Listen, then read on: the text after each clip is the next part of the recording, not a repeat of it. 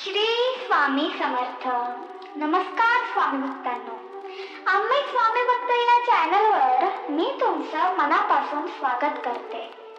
स्वामी तुमच्या सर्व चांगल्या इच्छा पूर्ण करू देत आणि नेहमी तुम्हाला आनंदात, सुखात आणि हसत खेळत ठेवू देत ही स्वामींचरणी प्रार्थना. श्री स्वामी समर्थ महाराजांना त्रिवार वंदन करून आज मी तुम्हाला उषा गाडे या स्वामी सेवेकरी ताईंचा अनुभव त्यांच्या शब्दात सांगणार आहे. श्री स्वामी समर्थ. नमस्कार, माझं नाव उषा गाडे. सर्वप्रथम स्वामी समर्थ महाराजांना आणि प्रदीप दादा सोनावणे यांना कोटी कोटी प्रणाम. कारण आज मी जो काही अनुभव तुम्हा सर्वांना सांगणार आहे तो फक्त प्रदीप दादांनी दिलेल्या स्वामी सेवेमुळे मला आलेला आहे. स्वामी भक्तांनो, मला लिहायचे एवढे काही समजत नाही, पण जर लिहिताना काही चुकी झाल्यास मला क्षमा असावी. तसं तर मी माझ्या पतींमुळे स्वामींचे भक्त झाले. माझे पती हे स्वामींचे भक्त आहेत आणि त्यांच्यामुळे हळूहळू त्यांची सेवा बघून मला देखील स्वामी समर्थांची ओढ लागली. आमच्या आयुष्यात एक दिवस असा होता की तो आता मी सांगू देखील शकत नाही, पण स्वामी समर्थांमुळे आमच्या आयुष्यात एखादा चमत्कार व्हावा तशी आमची परिस्थिती बदलत गेली. पण स्वामी भक्तांनो, हे आपलं जीवन आहे. जीवनातील संकट ही कधीच कमी होत नसतात, पण प्रत्येक संकटांमध्ये नकळत आपल्यासोबत स्वामी समर्थ माऊली उभी असते, फक्त आपल्याला दिसत नाही. स्वामी भक्तांनो, आमचा कपड्यांचा धंदा होता. सुरुवातीला आमचा धंदा इतका सुंदर चालला की आयुष्यात आता काहीच नको असं मला वाटू लागलं होतं. तेव्हा इतके पैसे आमच्याकडे येत होते. तशी मी गरिबीमधूनच वरती आले होते, पण मला सासर खूप श्रीमंत मिळालं होतं. माझ्या पतींचा स्वतःचा बिझनेस असल्यामुळे मला काहीच टेन्शन नव्हतं. उलट माझ्यामध्ये अहंकार निर्माण झाला होता. आता आपल्याला कुणाचीच गरज नाही आणि त्यामुळे माझ्यामधील अहंकार हळूहळू वाढत गेला. माझ्यामधील गर्व इतका वाढला की शेवटी त्याचे वाईट परिणाम आम्हाला भोगावे लागले. मला अनुभव सांगताना अजिबात कोणत्याही प्रकारची लाज वाटत नाहीये, कारण मी चुकीची वागले होते आणि स्वामींनी माझी चुकी माझ्याकडून सुधारून घेतली होती. स्वामी भक्तांनो, आमच्या श्रीमंतीवर, आमच्या धनसंपत्तीवर माझ्यामधील अहंकार खूप वाढू लागला होता. पण माझ्या पतींना त्यांच्या श्रीमंतीवरती किंवा त्यांच्या पैशांवरती अजिबात काडीचाही गर्व नव्हता. उलट तेच मला म्हणायचे, अगं उषा, इतका गर्व बरा नाही. आपण नेहमी समाधानी आणि निस्वार्थी राहिलं पाहिजे. आयुष्य अगदी समाधानाने जगलं पाहिजे. पण मी काही त्यांचं ऐकलं नाही. उलट मी माझ्यासोबतच्या मैत्रिणींना किंवा आजूबाजूच्या लोकांना आमच्या श्रीमंतीवरून खूप काही दुखावलं होतं. माझ्याकडून खूप जणांची मनं दुखावली गेली होती, कारण माझ्यामध्ये श्रीमंतीचा गर्व आला होता. पण मित्रांनो, हा गर्व काही फार काळ चालला नाही. अचानक एक दिवस असं झालं की माझ्या पायाखालची जमीनच हलली. आज हे सांगताना देखील माझ्या अंगावर शहारा येतो आहे. माझ्या पतींचा बिझनेस पूर्णपणे लॉस मध्ये गेला. माझे पती एका वेळेला लाखोंचे व्यवहार करायचे, पण त्या दिवशी त्यांच्याकडे 1000 रुपये देखील नव्हते. तसं म्हणायला गेलं तर ही सर्व माझी चुकी होती, कारण माझ्या श्रीमंतीच्या जोरावर मी अनेक जणांची मनं दुखावली होती. याची प्रचिती मला त्यावेळेला स्वामींनी करून दिली. पण इतक्या कठीण परिस्थितीमध्ये देखील माझे मिस्टर अजिबात खचले नाही, पण मी मात्र पूर्णपणे खचून गेली होती. मी केलेल्या चुका, इतरांची दुखावलेली मनं मला राहून राहून आठवत होतं. तेव्हा मला समजलं होतं की कितीही धनसंपत्ती, कितीही श्रीमंती असली तरी कधीच कामाला येत नाही. स्वामी भक्तांनो, आज एक आवर्जून सांगावंसं वाटतं की आपले स्वामी महाराज नेहमी सांगतात की माझी सेवा करू नका, पण इतरांना मदत करणं कधीच टाळू नका. आणि जो इतरांना मदत करतो तोच खरा स्वामी भक्त असतो. पण त्यावेळेला मित्रांनो, मी चुकली होती आणि आज मी स्वामींची क्षमा मागते. त्याआधीही मी स्वामींची क्षमा मागितली आहे आणि स्वामींनी मला क्षमा देखील केली आहे. स्वामी भक्तांनो, आज एक प्रसंग तुम्हा सर्वांना सांगावासा वाटतोय. कधी कुणावर कशी वेळ येईल हे सांगता येत नाही. तसंच माझ्या बाबतीत झालं. पण या परिस्थितीला पूर्णपणे मी जबाबदार होते. आमची परिस्थिती तशी चांगली असल्यामुळे आमच्या समोरच्या गल्लीतील एक बाई माझ्याजवळ एक दिवस 2,000 रुपये मागायला आली होती. पण त्या वेळेला माझ्यामध्ये इतका गर्व होता की त्या महिलेला मी अपमानित करून पाठवून दिलं होतं. त्यावेळेला माझ्याकडे पैसे असताना देखील त्या बाईला मी पैसे देऊ शकले नव्हते. पण स्वामी भक्तांनो, एक वेळ अशी आली की जेव्हा आम्ही आमच्या धंद्यामध्ये पूर्णपणे लॉस मध्ये गेलो होतो, तेव्हा त्याच बाईने माझं घर चालवायला मला 1,000 रुपये अगदी निस्वार्थीपणे दिले होते. त्या वेळेला मी बाई म्हणून किती नीच आहे याची मला जाणीव झाली होती. पण स्वामी भक्तांनो, हे सर्व माझ्या चुकांमुळे मला भोगायला आलं होतं. त्याची शिक्षा मला मिळणार होती आणि म्हणूनच माझ्या आयुष्यात संकट येणं आता थांबत नव्हती. पण तेव्हाच माझ्यातील स्वामी भक्तीला सुरुवात झाली. ज्यांना ज्यांना मी दुखावलं होतं ते सर्व काही मला आठवू लागलं. केलेल्या सर्व चुका मला आठवू लागल्या आणि त्या दिवशी मला समजलं होतं की आयुष्यात कितीही पैसा कमवा किंवा कितीही आपल्याकडे धनसंपत्ती असू दे किंवा आपण कितीही उंच शिखर गाठलं असेल तरी उंचावरून खाली यायला 1 मिनिट देखील लागत नाही. म्हणून मित्रांनो, आपल्याकडे असलेल्या संपत्तीचा, आपल्याकडे असलेल्या पैशांचा कधीही गर्व करू नये. कारण वेळ कधी कोणाशी कसा खेळ खेळेल हे सांगता येत नाही. त्यामुळे आपण आपले कर्म चांगले ठेवले पाहिजे. कारण जसं आपलं कर्म असतं तसं आपल्या वाट्याला येत असतं. त्या दिवसापासून मी स्वामींचं नामस्मरण सुरू केलं. पण खरं सांगू, स्वामींचं नामस्मरण करताना स्वामींना नजर द्यायला मला होत नव्हती. कारण तेव्हा मनापासून मी स्वामींची भक्ती करायला सुरुवात केली होती आणि मी इतर व्यक्तींना दुखावलेलं, इतर व्यक्तींचं मी खूप मन दुखावलं होतं. त्यामुळे माझं मन स्वतः खात होतं. स्वामींकडे बघायची देखील माझी हिंमत होत नव्हती. एखादं लहान बाळ कसं चुकलं की आईच्या नजरेला नजर देत नाही, तसंच माझं झालं होतं. मी मान खाली घालून गप्प स्वामींसमोर उभं राहायची. पण कळत नकळत माझ्या डोळ्यातून अश्रू देखील येत होते. केलेल्या चुकांची मला जाणीव होत होती आणि त्या दिवशी स्वामींना रडतच म्हटलं की स्वामी, मला मनापासून माफ करा. मी मनापासून तुम्हा सर्वांची माफी मागते. माझ्याकडे असलेल्या श्रीमंतीचा मी खूप गर्व दाखवला, पण माझ्या चुकीची शिक्षा मला मिळाली आहे स्वामी. मला खरंच तुम्ही माफ करा. इथून पुढे मी कधीच असं करणार नाही. माझे भोग भोगायला मी तयार आहे, पण माझ्या भोगांमध्ये मला तुमची साथ हवी आहे. स्वामी, मी इथून पुढे जर अशी चूक केली तर मला तुम्हाला काय शिक्षा द्यायची आहे ती द्या, असं रडतच म्हणाले. स्वामी भक्तांनो, स्वामी तर माऊली आहेत आणि स्वामी माफ करणार नाहीत असं कधी होईल का? स्वामींनी मला माफ केलं, पण माझ्या आयुष्यात मीच केलेल्या चुकांमुळे माझ्या आयुष्यात संकट येत होती. पण स्वामी माझ्यासोबत होते याची प्रचिती मला वेळोवेळी येत होती. स्वामी भक्तांनो, आमचा बिझनेस लॉस मध्ये गेल्यामुळे आम्हाला शेवटी राहतं घर देखील विकायला लागलं होतं. मी तर पूर्णपणे खचून गेले होते, पण तेव्हा खरी स्वामींची सेवा सुरू केली होती. माझे पती स्वामींचे भक्त होते, पण ते स्वामींचं फक्त नामस्मरण करायचे. अशी वेगळी सेवा कधीच आम्ही केली नव्हती. माझ्या पतींचा स्वामींवरती खूप विश्वास होता. माझे पती उलट मला म्हणत होते की उषा, तुला तुझ्या चुकीची जाणीव झाली ना, मग बस झालं. आता सर्व काही नीट होणार आहे. स्वामी स्वतः सर्व काही नीट करणार आहे. तू सारखं माझ्या समोर रडत राहू नकोस. तू रडलीस की मला वाईट वाटतं. पण स्वामी भक्तांनो, मला माझ्या चुकांची जाणीव होत होती, म्हणून मला रडायला येत होतं. स्वामींना मनातच म्हटलं, स्वामी, माझ्या चुकीची शिक्षा माझ्या पतींना का देताय? स्वामींना म्हटलं, स्वामी, आमच्यावरती कृपा करा. हवं तर मला तुमच्याकडे बोलवून घ्या, पण माझ्या पतींचे हे हाल मी बघू शकत नाही.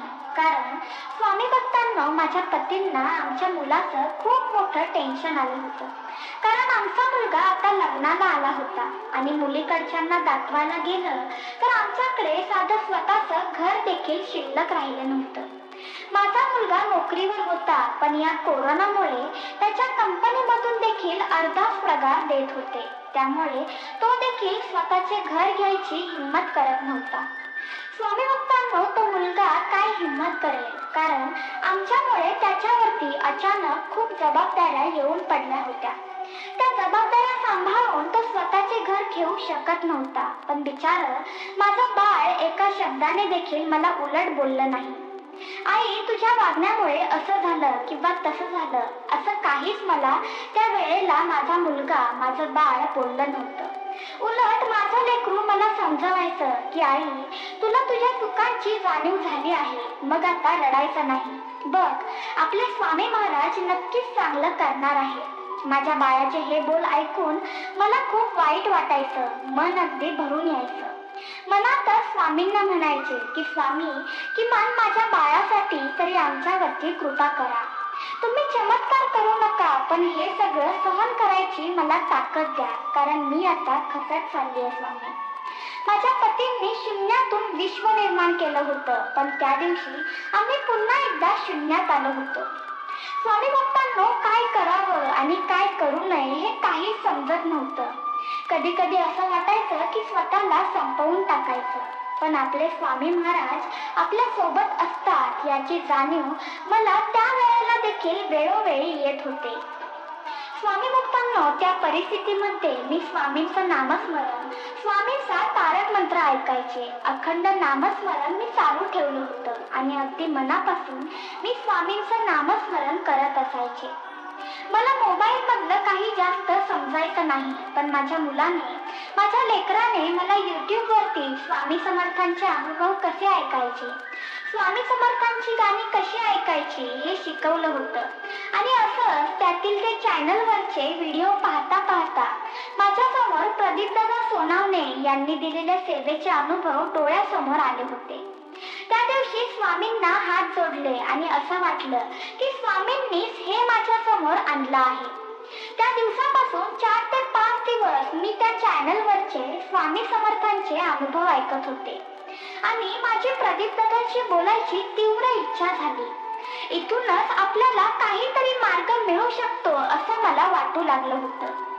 मी अडाणी असल्यामुळे मला जास्त काही मोबाईल मधलं माहीत नव्हतं, पण एक दिवस माझ्या मुलाला घेऊन हिम्मत करून मी या चॅनलवरील म्हणजेच आम्ही स्वामी भक्त या चॅनलच्या नंबरवर मेसेज केला आणि बरोबर त्याच रात्री 2च्या दरम्यान मला महिला सेवेकरी व्हॉट्सअपच्या ग्रुपमध्ये ऍड करण्यात आलं.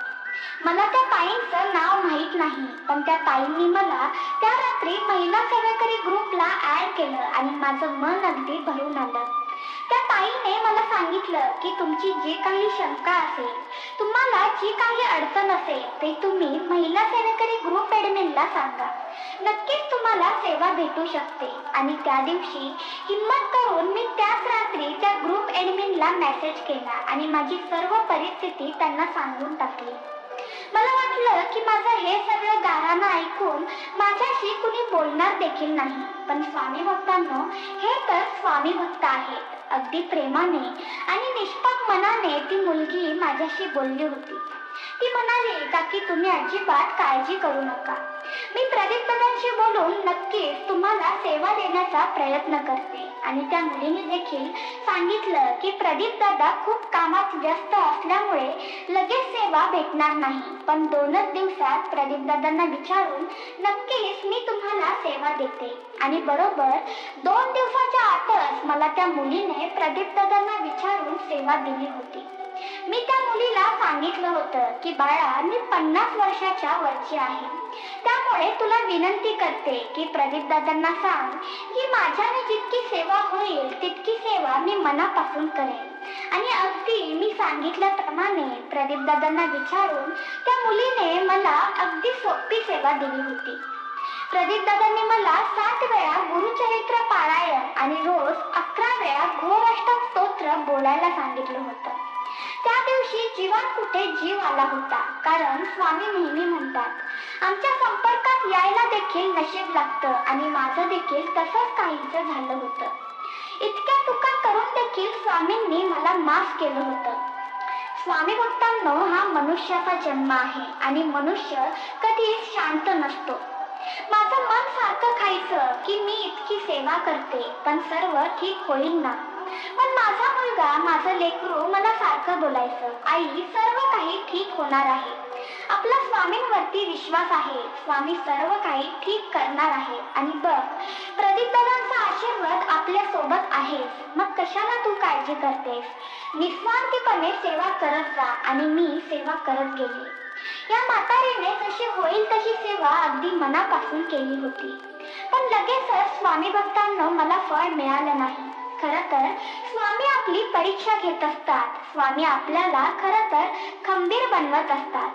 पण एक दिवस मला खूपच टेन्शन आलं होतं. काय होणार, कसं होणार हा प्रश्न मला सतवत होता. कारण माझ्या मुलाचं वय आता होत चाललं होतं. माझी स्वामी समर्थांची सेवा अगदी मनापासून चालू होती. आणि त्याच काळात माझ्या मुलाला एक स्थळ आलं होतं. पण त्या मुलीकडच्यांनी आमचं स्वतःचं घर नाही म्हणून नकार दिला होता. त्या दिवशी मनाला खूप वाईट वाटलं. अक्षरशः रडत रडतच मी त्या दिवशी गुरुचरित्रातील ते अध्याय वाचले होते. माझी सेवा मी थांबवली नव्हती. त्या दिवशी संध्याकाळी मी सहजच त्या मुलीला मेसेज केला. त्या मुलीला म्हणजेच महिला सेवेकरी ग्रुप ऍडमिनला, की बाळा, माझा प्रदीप दादांशी फक्त एकदा बोलणं करून देशील का ग? जर तुला जमत असेल तरच दे. माझी तुझ्यावरती कोणतीही जबरदस्ती नाही. पण एकदा माझ्यासाठी हे करशील का ग, अशी विनंती केली. त्या मुलीने देखील कामात व्यस्त असल्यामुळे मला जरा उशिराच रिप्लाय दिला. पण ते बाळ मला म्हणालं होतं की प्रदीप दादा जेव्हा फ्री होतील तेव्हा मी कॉन्फरन्स कॉल तुम्हाला करून देईन. आणि त्या बाळाने मला दुसऱ्याच दिवशी संध्याकाळी प्रदीप दादांशी बोलणं करून दिलं. जेव्हा प्रदीप दादांचा समोरून आवाज आला की हा माऊली बोला, तेव्हा हे ऐकून माझ्या डोळ्यातील अश्रूच वाहायला लागले. मनात म्हटलं की काहीतरी पूर्व पुण्य आहे, म्हणूनच आज दादांशी बोलणं झालं. दादांना म्हटलं, दादा, माझ्या चुकीची शिक्षा मला भेटली आहे आणि ते भोग मी भोगले आहेत. पण दादा, माझ्या मुलाची आणि माझ्या पतींची ही अवस्था मला बघवली जात नाहीये. माझी सेवा चालूच आहे, पण दादा, हे दुःख आता मला सहन होत नाहीये. आमचे राहते घर देखील आमच्या हातात राहिलं नाही. आणि दादा मधूनच म्हणाले की माऊली, मला सर्व काही माहीत आहे. एकाच महिन्यात तुमची सर्व अडचण दूर नाही झाली तर बघा, पण फक्त सेवा करणं थांबवू नका. निस्वार्थीपणे सेवा करत राहा, असं दादांनी सांगितलं आणि लगेचच फोन ठेवून दिला. माझी सेवा मी चालू ठेवलीच होती. आणि स्वामी भक्तांनो, मी तुम्हाला म्हटलं ना, निस्वार्थीपणाने सेवा केली तर स्वामी आपल्या अपेक्षापेक्षाही जास्त देतात. याची प्रचिती स्वामींनी मला त्या दिवशी आणून दिली. माझ्या मुलाला चांगली नोकरी लागली. तसंच माझ्या पतींचा धंदा देखील पहिल्यासारखा हळूहळू सुरळीत होऊ लागला. इतकं चांगलं सगळं चालू झालं की अक्षरशः स्वामींसमोर जाऊन माझी मला लाज वाटू लागली. आणि त्या दिवशी मी ढसाढसा रडून गेली. माझ्या चुकीची शिक्षा मला दाखवण्यासाठी हे भोग तुम्हीच माझ्या आयुष्यात आणलेत ना, असं मी स्वामींना विचारलं होतं. पण आता स्वामी, मी कधीच चुकणार नाही. तशा चुका मी कधीच आयुष्यात पुन्हा करणार नाही. आणि तसं झालंच तर तुम्हाला जी काही शिक्षा मला द्यायची आहे ती द्या, मी भोगायला तयार आहे, असं स्वामींना मी सांगितलं होतं. स्वामी भक्तांनो, जेमतेम एका महिन्याच्या आतच माझ्या मुलाने स्वतःचं घर घेऊन दाखवलं होतं. भले ते घर त्याने लोनवर घेतलं, पण त्याच्या नोकरीच्या पगारावर ते लोन देखील पास झालं. स्वामी भक्तांनो, आता आम्ही खूप सुखात आणि पहिल्यापेक्षा समाधानी आहोत. आणि मेन म्हणजे आम्ही आता आमच्या स्वतःच्या हक्काच्या घरी राहायला आलो आहोत. स्वामींनी माझे भोग माझ्याकडून भोगून घेतले. माझ्या चुकीची शिक्षा मला देऊन माझी चुकी त्यांनी त्यांच्या पदरात घेतली. आणि माझा भक्त म्हणून स्वामींनी स्वीकार केला. मला अजून आयुष्यात आता काहीच नको.